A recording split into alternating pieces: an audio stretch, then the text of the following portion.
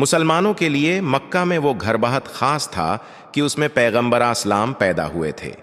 ہجرت کے بعد سے یہ ایک، عقیل بن ابی طالب کے بعد دوسرے محمد بن یوسف الثقفی خاندان کی ملکیت میں چلا آ رہا تھا۔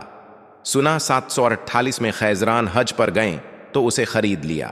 اسی مکہ میں حج ہی کے موقع پر عباسی خلیفہ المہدی نے انہیں غلاموں کے ایک تاجر سے خریدا تھا اور بعد میں اپنی ملکہ بنایا تھا۔ ٹورنٹو یونیورسٹی کے استاد ادم علی اپنے ایک مضمون میں لکھتے ہیں کہ آس گھر میں خیزران نے چھوٹی سی مسجد بنوائی اور پیغمبر اسلام کی جائے پیدائش کو زیارت کا مقام بنایا۔ 20ویں صدی کے وسط میں اسے 2 منزلہ لائبریری میں بدل دیا گیا۔ اب یہ مسجد حرام کے پاس ہی واقع ہے۔ اس سے پہلے خیزران نے المہدی سے تحفے میں ملے دارالارقم کے ڈھانچے کو برقرار رکھتے ہوئے اسے بھی مسجد بنوا دیا تھا۔ یہ وہ گھر تھا جہاں اسلام کی ابتدا میں پیغمبر اسلام دعوت دین دیتے اور ابتدائی مسلمان خفیہ نماز پڑھتے تھے۔ دوسرے عباسی خلیفہ ابو جعفر منصور نے یہ گھر خرید کر اپنے بیٹے المہدی کو دیا تھا۔ انہوں نے اسے اپنی بیوی خیزران کو تحفہ میں دے دیا، جن سے منسوب ہو کر یہ مکان دارال خیزران مشہور ہوا۔ یہ مقام اب مسجد حرام کا حصہ ہے اور باب دار الارقم کے پاس ہے۔ اب لوٹتے ہیں خیزران کی جانب۔ تاریخی کوکن میں مومن ماہی الدین لکھتے ہیں کہ بانس، جسے عربی زبان میں خیزران کہتے ہیں، نزاکت، حسن اور قامت محبوب کا معیار پایا تھا۔ بغداد کے عشرت قدوں میں نازک اندام حسیناؤں کو خیزران سے تشبیہ دی جاتی تھی اور یہی نام مہذب سوسائٹی کی خواتین میں بھی مقبول تھا۔ لیکن نبیہ ایبٹ اپنی کتاب two queens of Baghdad mother and wife of Harun al Rashid میں لکھتی ہیں کہ خیزران نے اپنی کامیابی کے لیے شاید ہی کبھی خوبصورتی پر انحصار کیا ہو۔ وہ ذہین تھیں، آزادانہ طور پر شاعری کا حوالہ دیتی تھیں اور معروف علماء سے قرآن، حدیث اور قانون کا مطالعہ کرتی تھیں۔ مراکشی ماہر سماجیات فاطمہ مرنیسی اپنی کتاب اسلامز فارگاٹن کوئنز، اسلام کی بھولی ہوئی ملکائیں میں لکھتی ہیں کہ حرم کی لونڈیاں، جنہیں جاریہ یا جواری کہا جاتا تھا، اپنے مالک کی دلچسپی کو برقرار رکھنے کے لیے موسیقی، علم نجوم، ریاضی اور علم الہیات سیکھتے، اور خیزران نے تو فقہ کی باقاعدہ تعلیم بھی حاصل کی۔ المہدی کی زندگی میں خیزران سے پہلے بھی کچھ لونڈیاں آئیں، لیکن مرنیسی کے مطابق وہ بالآخر المہدی کی پسندیدہ بن گئیں۔ وہ دونوں عملی لطیفوں سے لطف اندوز ہوتے، کئی بار المنصور کے غصے کی نقل بھی کرتے۔ سنا 775 میں المہدی خلیفہ بنے تو خیزران نے انہیں آزاد کر کے شادی کرنے پر راضی کر لیا۔ مور خیو کینیڈی لکھتے ہیں کہ ایک ایسے وقت میں جب خلیفہ سے توقع کی جاتی تھی کہ وہ اشرافیہ میں شادی کریں گے، خیزران کو ملکہ بنانا اجرات مندانہ طور پر روایت سے ہٹ کر تھا۔ ابن کثیر نے لکھا ہے کہ ایک دفعہ المہدی کی زندگی میں خیزران حج پر گئیں تو انہیں مکہ میں خط لکھا کہ وہ ان کے بغیر وحشت محسوس کرتے ہیں، اور کچھ اشعار کے ذریعے اپنے شوق کا اظہار کیا۔ یوں پہلی بیوی ریتا کے بیٹوں کی بجائے خیزران کے بیٹوں موسی الہادی اور ہارون الرشید کو اپنے تخت کا وارث بنایا۔ تاریخ ریتا اور خیزران کے درمیان براہ راست کشیدگی کا کوئی ثبوت فراہم نہیں کرتی ہے، لیکن ایبٹ کا قیاس ہے کہ ریتا نے جان لیا ہوگا کہ خیزران کی مخالفت کا کوئی فائدہ نہیں۔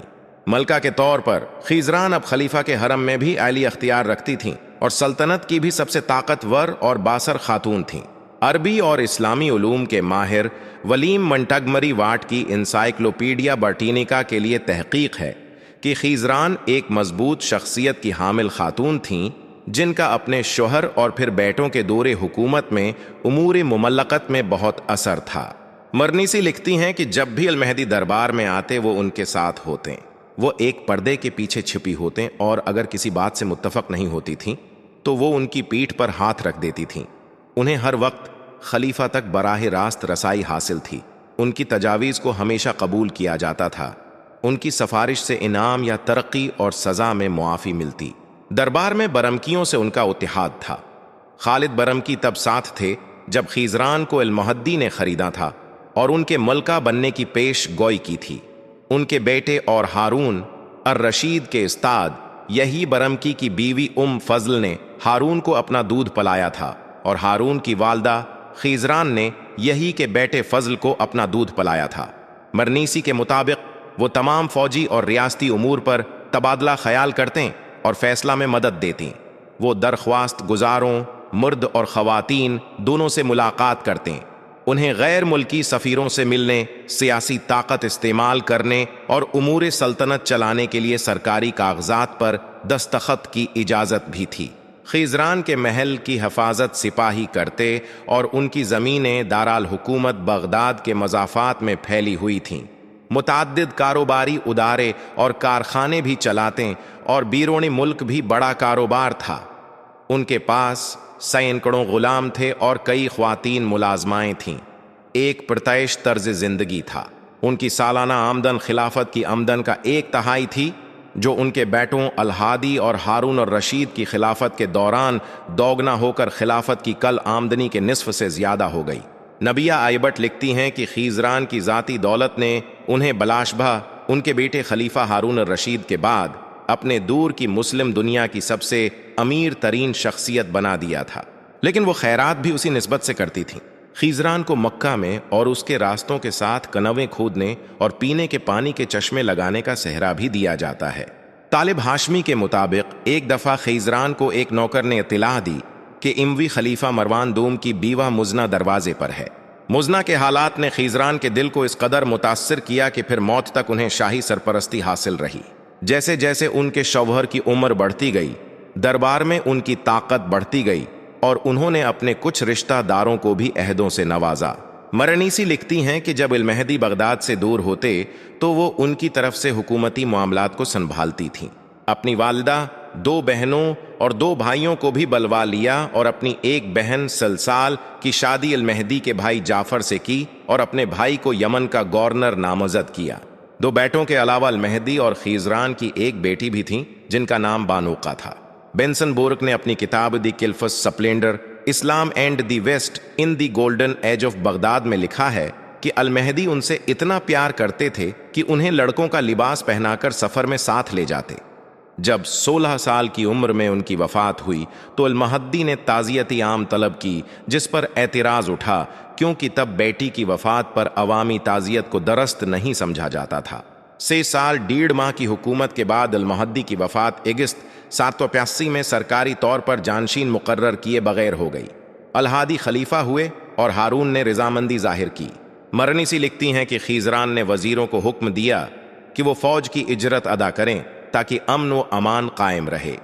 پھر ان سے اپنے بیٹے کی غیر موجودگی میں نئے خلیفہ کے طور پر بیعت لی۔ خیزران اپنے بیٹے موسی الہادی کے دور حکومت میں بھی ویسا ہی غلبہ چاہتی تھیں جیسا کہ اپنے شوہر المہدی کے دور میں حاصل تھا۔ وہ الہادی سے مشورہ کیے بغیر فیصلے کرنے لگیں، تاہم الہادی نے ریاستی امور میں ان کی شرکت کی مخالفت کی۔ یہ تنازع بالآخر عوام کے سامنے اس وقت کھلا جب خیزران نے ایک درخواست گزار عبداللہ بن مالک کے حق میں سفارش کی اور کھلے عام اپنے بیٹے سے جواب طلب کیا۔ الہادی غصہ میں کھلم کھلا ان پر چلائے اور کہا، میری بات کان کھول کر سنیں، میرے لوگوں میں سے جو کوئی آپ کے پاس درخواست لے کر آئے گا اس کا سر کاٹ دیا جائے گا اور اس کی جائیداد ضبط کر لی جائے گی۔ آپ کے پاس یہ جمگھٹا کیوں لگا رہتا ہے؟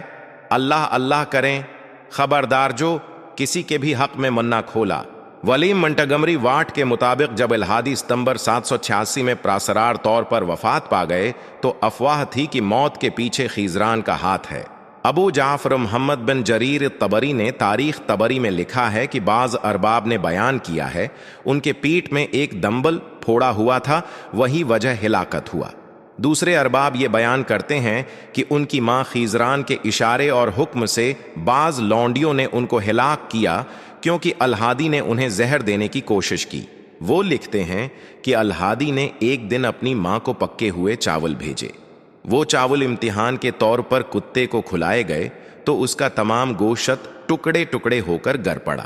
ایک وجہ یہ بتائی گئی ہے کہ خیزران کو معلوم ہوا کہ الہادی اپنے بھائی ہارون الرشید کو قتل کرنے کا منصوبہ بنا رہے ہیں۔ انسائکلوپیڈیا برٹینیکا میں لکھا ہے کہ اپنے مختصر دور حکومت میں الہادی نے اپنے بھائی ہارون الرشید کے حق وراثت کو منسوخ کرنے کی کوشش کی۔ طبری میں فضل بن سعید سے روایت ہے کہ خیزران نے قسم کھائی تھی کہ وہ موسی الہادی سے بات نہیں کریں گی۔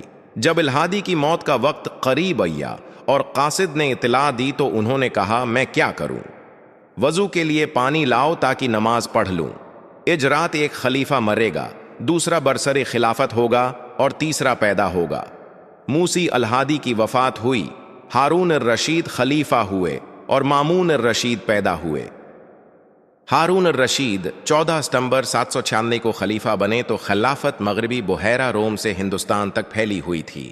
خلیفہ ہارون الرشید نے اپنے بھائی کے براقس اپنی والدہ کے امور مملکت میں حصہ لینے کی مخالفت نہیں کی، بلکہ ان کی سیاسی قابلیت کو کھلے دل سے تسلیم کیا اور ان کے شانہ بشانہ حکومت کی۔ مرنیسی کے مطابق وہ یہ بتاتے ہوئے فخر محسوس کرتے تھے کہ انہیں خیزران جیسی قابلیت اور ذہانت کی کسی عورت کے ساتھ اپنی طاقت سانجھی کرنے میں کوئی شرمندگی نہیں۔ جب خیزران کی 779 میں وفات ہوئی تو ان کے بیٹے ہارون الرشید نے قواعد کو توڑتے ہوئے عوامی طور پر اپنے دکھ کا اظہار کیا اور ان کے جنازے میں شرکت کی۔ تاریخ میں خیزران کے سیاسی کارناموں کی زیادہ تفصیل نہیں ملتی، لیکن ٹام وردے اپنے ایک مضمون میں لکھتے ہیں کہ ان کے نام پر سکے ڈھالے گئے، محلات ان کے نام سے منسوب کیے گئے، اور جس قبرستان میں بعد کے عباسی حکمرانوں کو سپرد خاک کیا گیا اس میں بھی ان کا نام موجود ہے۔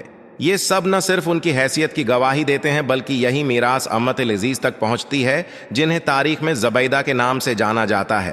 زبیدہ سلسال کی بیٹی اور خیزران کی بھانجی اور ہارون الرشید کی بیوی ہونے کے باعث ان کی بہو تھیں۔ جہاں ہارون الرشید الف لیلہ و لیلہ 1001 راتیں کے خلیفہ دکھائی دیتے ہیں، یہ خیزران اور زبیدہ کے مضبوط کردار ہیں جو افسانوی شہر زاد کی حقیقی زندگی کی بنیاد تھے۔ آدم علی کہتے ہیں کہ خیزران ایک غیر معمولی خاتون تھیں۔ وہ اپنی مضبوط قوت ارادی، عزم، ذہانت، دانشمندی، استقامت اور بے رحمی کی بدولت غلام سے مادر ملکہ کے درجے تک پہنچیں۔ وہ 3 خلفاء کے تخت کی طاقت تھیں۔